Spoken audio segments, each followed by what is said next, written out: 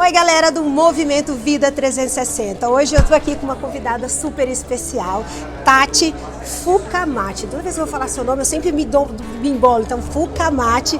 Tati que esteve conosco hoje aqui no nosso encontro falando de empatia, que foi sucesso, adorei te ouvir, a equipe que estava virtual, então estava todo mundo ali elétrico no bate-papo, nas perguntas, com todo o conteúdo que você compartilhou com a gente. Obrigada por aceitar e fazer parte desse movimento conosco. Que bom, eu que agradeço o convite e fico feliz que as pessoas tenham gostado. Foi sucesso, estava todo mundo aqui alegre e a gente via que quando você colocava alguma situação, algum exemplo, as pessoas se identificavam. Sim. Teve aquele remeleixo no auditório. É muito legal ver isso e sentir e perceber que as dores não é só minha, né? Não é particular, ela é muito de todo mundo.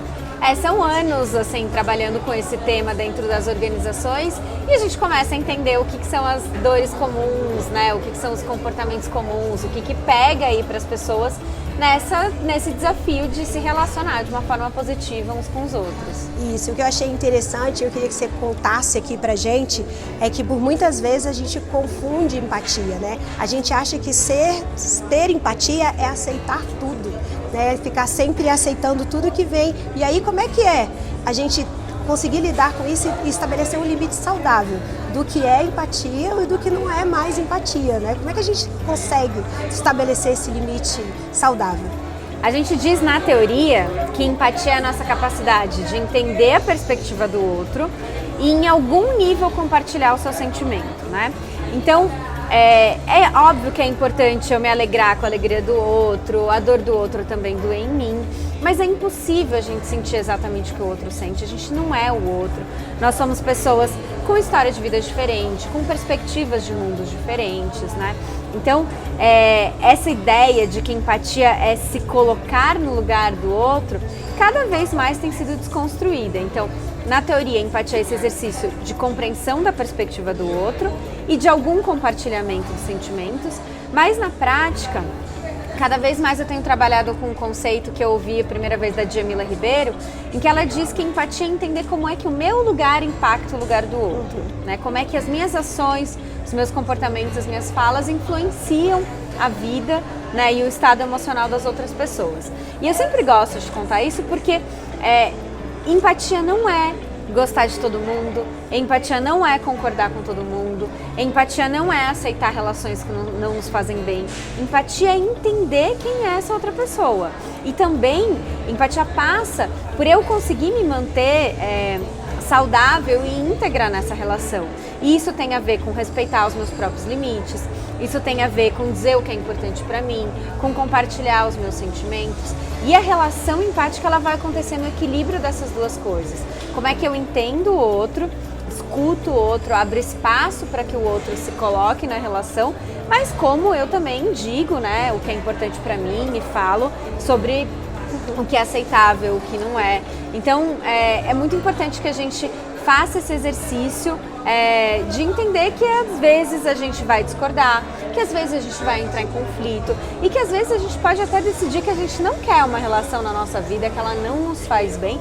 E isso não é sinal de falta de empatia. E às vezes a pessoa pode até confundir com uma autopreservação, né? Uma proteção, aceitar só por aceitar para não entrar em grandes embates, né? A gente aceita porque a gente quer ser amado, porque a gente quer ser querido pelas outras pessoas, porque a gente tem medo de perder aquela relação, porque a gente tem medo de perder o nosso emprego, né? Então a gente acaba aceitando para atender outras necessidades nossas, mas isso não necessariamente constrói uma relação mais empática, né? E existe algum exercício, algo que você possa ir com pequenos hábitos para colocar isso em prática? Existe, a gente falou um pouco, né, no nosso encontro de hoje. Eu sempre falo que o primeiro passo é a gente cuidar da gente mesmo, né? A gente cuidar das nossas emoções. A gente não consegue se relacionar de uma forma positiva com o outro e entender o outro quando a gente está fora do nosso lugar de equilíbrio. E eu acho que um segundo ponto importante é a gente exercitar a nossa curiosidade pelas pessoas. A gente vem perdendo isso. A gente não pergunta como as pessoas se sentem, a gente não se interessa em conhecer mais sobre a vida um dos outros, né? Então a gente vai se desconectando. Então voltar a exercitar essa curiosidade, voltar a exercitar o hábito E por da diversas conversa, vezes fica do mais diálogo. raso, né? Que eu acho que eu te entendo e te conheço pelas redes sociais. Exatamente. Ainda tem muito isso hoje, né? Existe uma pesquisa, eu não vou saber dizer da onde, uma vez que eu vi, que perguntaram para as pessoas, né, qual é a primeira coisa que você pergunta para um amigo ou para um familiar quando ele diz que foi assaltado, né? E a primeira pergunta que as pessoas fazem é o que aconteceu, e só depois as pessoas perguntam, você está bem? Está? Né? Então a gente foi perdendo esse hábito de se conectar com sentimentos, de perguntar como é que as pessoas se sentem, de perguntar o que as pessoas precisam. Então voltar para esse lugar de curiosidade e de disposição para conexão com o outro, eu acho que é um primeiro exercício de empatia importante, assim, sabe? Eu sempre falo que o diálogo, ele é uma musculatura que a gente ou fortalece ou a gente perde. Então, quanto menos a gente conversa, menos a gente sabe lidar com a conversa, né? Quanto menos a gente pratica o diálogo no dia a dia, a hora que vem um diálogo difícil, uma conversa difícil, eu não sei lidar, não tenho musculatura para isso, né? Ontem, navegando ali nas redes sociais, eu vi o Rossandro falando muito disso. Ele falando que o remédio está nas conversas. A conversa é o remédio. E como as pessoas foram perdendo o hábito de conversar, de conhecer o outro, aumentaram-se o número de farmácias. Olha só. Então ele fala assim, né? Antes, quando a gente não tinha essa tecnologia, tudo isso, com certeza existia um número menor de farmácias, porque você conversava mais, né? Então que ele quis trazer, né? Que a conversa cura muita coisa. Com certeza. E quantas das nossas doenças físicas e psíquicas emocionais vêm das nossas relações ruins, vêm da nossa solidão. Então existe um autor que chama John Cacioppo, que ele fala sobre o impacto da solidão crônica. Então pessoas que sentem que elas não têm com quem contar, têm maior taxa, maior probabilidade de desenvolver demência, maior probabilidade de ter problemas cardíacos, maior predisposição à obesidade. Então são uma série de doenças físicas, inclusive, influenciadas pelas nossas relações e pela solidão e pela desconexão que a gente sente e que faz o nosso sistema operar de forma errada, não operar da forma como ele deveria. Isso é um desafio, e principalmente dentro das organizações. Hoje eu vejo que a gente até começa a exercitar esses hábitos mais na vida particular, em casa, mas quando a gente vai para dentro das organizações, a gente ainda tem muito essa dificuldade. Hoje, é claro, a gente sempre coloca muito a carga e a responsabilidade para as lideranças, mas eu vejo isso como responsabilidade de todos, sim, independente do nível hierárquico, da gente abrir e melhorar essas conversas, né? Como é que hoje, né, que dica a gente pode dar para dentro das organizações, independente do nível, a gente começar a estimular esse tipo de empatia e de conversa, de começar a abrir. Eu sou empresária, tenho uma empresa e eu tenho a dificuldade de fazer com que as pessoas se conversem. Na nossa empresa não tem paredes. A gente já fez um ambiente totalmente aberto para ver se as pessoas se interagem mais, mas é muito difícil. Eu tenho os colegas que trabalham às vezes na mesma demanda, na mesma atividade, e eles sentam um do lado do outro, mas conversam pelo WhatsApp. A gente não escuta a voz das pessoas. Sim.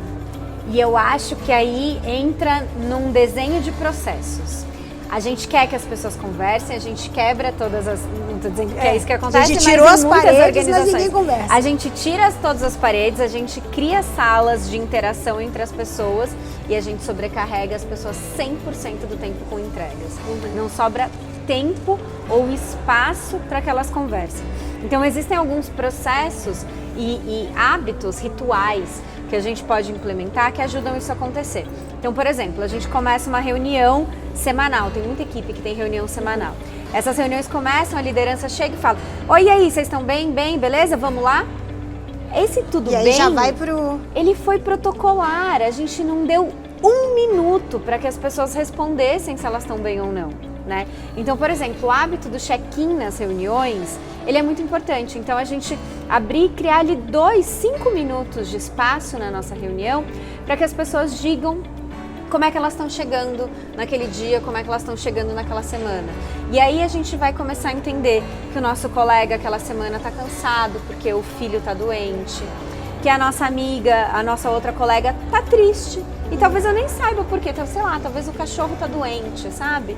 Eu não sei o porquê, mas a minha forma de me relacionar com ela já muda um pouquinho, porque eu sei que tem alguma coisa acontecendo. Ou eu descubro que tem alguém muito animado, muito disposto, muito afim de fazer as coisas acontecer.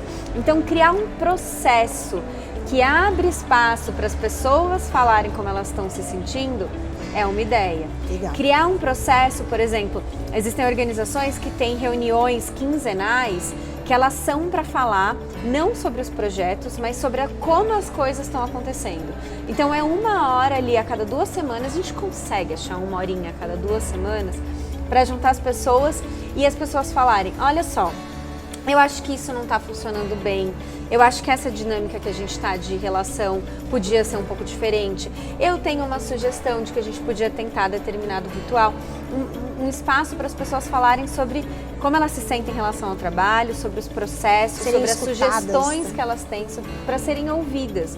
E aí a gente dá chance para as pessoas se conectarem, né? A gente não está só confiando que isso vai funcionar de forma orgânica no meio de todas as demandas que as pessoas têm para atender. A gente está criando espaço e momento para que as pessoas possam falar, para que as pessoas possam se conectar.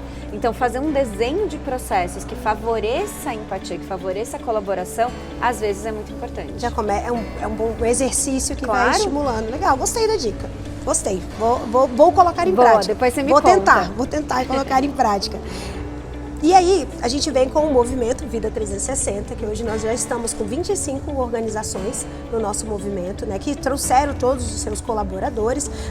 Hoje a gente já está com o nosso banco de dados de participantes, já quase 300 mil pessoas dentro desse movimento. Uau.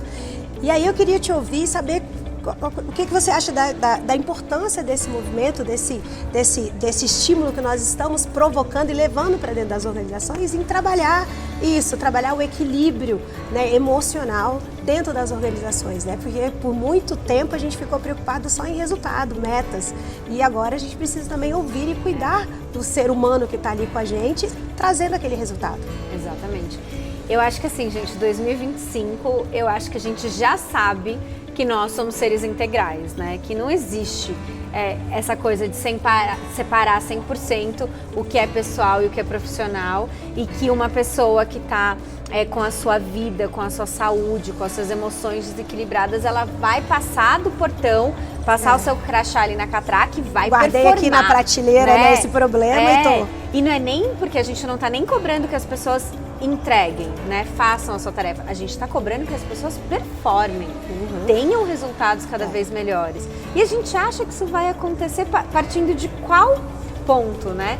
É como a gente se sente, é a qualidade das nossas relações, tem a ver com a qualidade do nosso sono, tem a ver com a disposição física do nosso corpo. Tudo isso influencia os resultados das organizações, né? Quantos de nós, quantas organizações não sentiram ao longo dos anos de pandemia, né, os impactos fortíssimos da saúde mental? Pessoas entrando em estado de depressão, pessoas entrando em estado de burnout, de estresse crônico. E aí o que pessoas acontece? Que não voltaram, né? Ainda não saíram daquele momento do medo. Exatamente. E aí o que acontece? Essas pessoas ou chegam no extremo de ter que se afastar das suas funções, né, porque elas simplesmente não dão conta, ou elas ficam nas suas funções entregando menos, infelizes, menos criativas, menos inovadoras, com raciocínio menos rápido, sabe?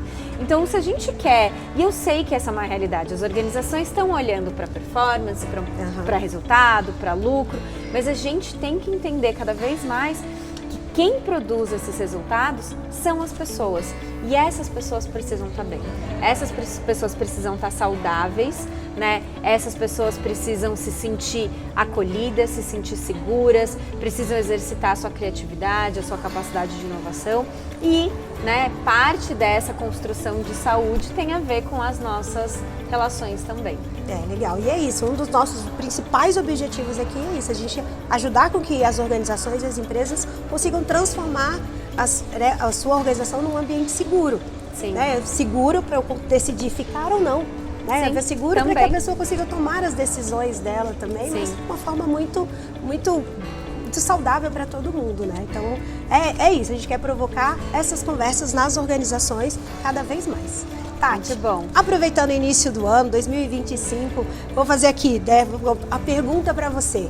Que presente, né, que dica de presente você deixaria aqui para as pessoas? Qual é o presente ideal que você pode compartilhar com alguém em 2025? Eu acho que a gente precisa voltar, eu tenho falado muito isso, acho que a gente precisa voltar a pertencer às nossas relações, sabe?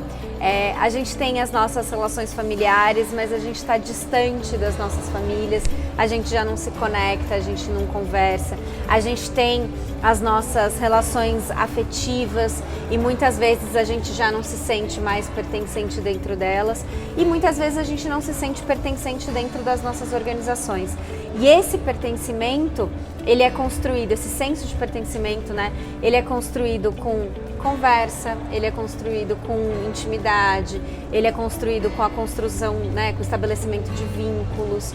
Então eu acho que o meu convite, assim, né, para as pessoas em 2025 é que numa era de tanta hiperconectividade, de tanto digital, inteligência artificial, a gente volte a pertencer às nossas relações humanas, a gente volte a cuidar delas, porque tem muito potencial nisso.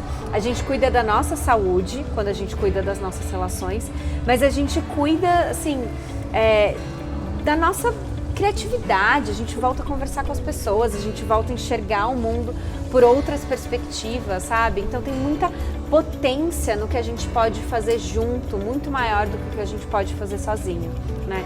Então eu acho que a minha mensagem para 2025 é que a gente volte a cuidar dos nossos vínculos e das nossas relações, porque isso vai trazer resultado. Legal. Obrigada Obrigada por estar aqui Andréia. no nosso espaço. Foi ótimo, adorei a sua palestra, adorei conversar com você. E já era seguidora sua e agora serei cada vez mais. Vou colocar em prática as dicas, tá? E vou te contando se deu certo ou se não deu certo. E mando também os meus choros, né? Vai que sente algumas dores no meio do caminho e eu vou A gente sempre tem, a gente sempre tem.